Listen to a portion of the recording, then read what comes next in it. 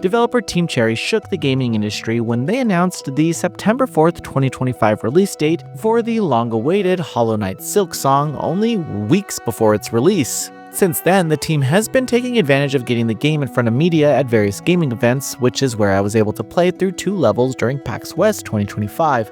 The developer has already shared that review copies won't be delivered until launch, and given that I've waited long enough, I figured a few more days won't make a difference. However, after playing through the demo, I can't actually stop thinking about it. Control, clarity, and momentum defines this sequel, and the demo I played communicates an uncommon level of craftsmanship. The world of Farloom pulls you in fast, but the inputs lock in even faster. Let's get into my experience in this preview.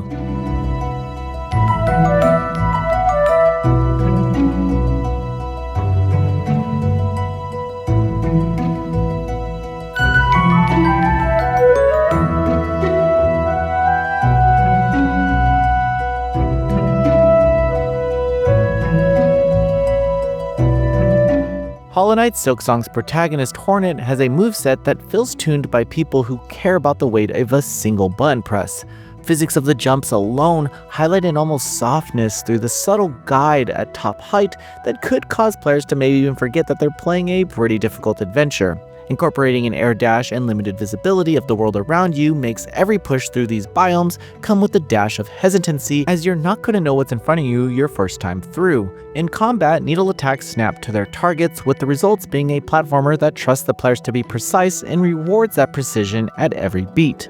I would say that the most important upgrade over Hollow Knight is how quickly Hornet translates intent into action. She climbs, vaults, and redirects in a way that encourages improvisation. Mistakes can and will easily happen, but it doesn't actually feel muddy. Corrections come naturally because the animations and hip stops sell the impact without stealing agency. This is where a small hop into a rising slash can solve close quarters, or a dash gets you through an attack and you can line up a counter. The language of movement is readable and consistent, which lowers friction and pushes attention towards tactics. Encounters through this experience start with tiles that are easy to parse, and then they add pressure by changing angles or stacking up hazards.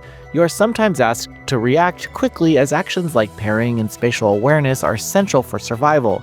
The needle's range plus Hornet's mobility creates decision points that feel intentional while you're playing.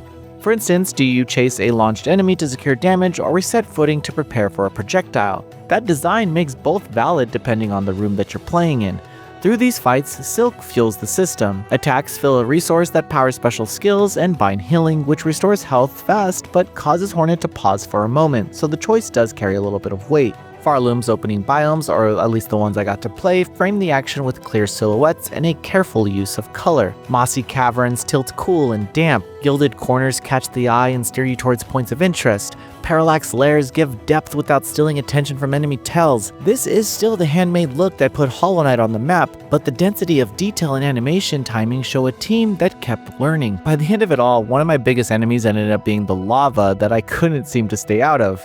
Outside of my demo experience, Team Cherry lists more than 20 enemies and over 40 bosses across the full game. The slice we played only gave a taste of that ambition, and I'll tell you that I can't wait to play more. While I didn't get to play them in this demo, there are still side objectives in the game that point towards an enemy to hunt or a secret, which tells me I may be returning to these areas at some point, but I enjoy the idea of getting the most out of this world as possible. I've noticed some small details in the level design that I hope to see expanded on across different biomes and bosses, and right now, I'm just looking forward to the release date. Silksong's demo shows a team in full control of its craft.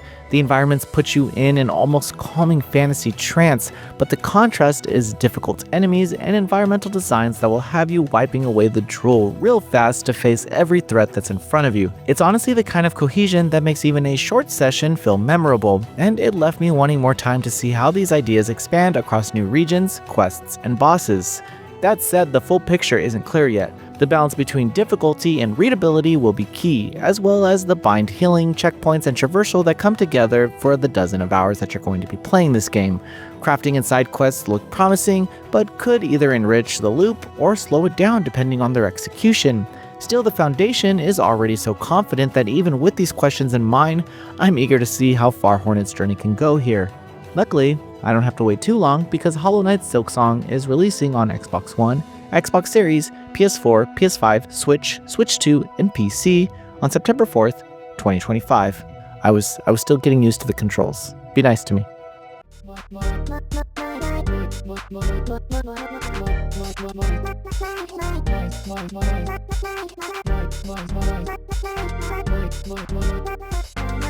Pixel.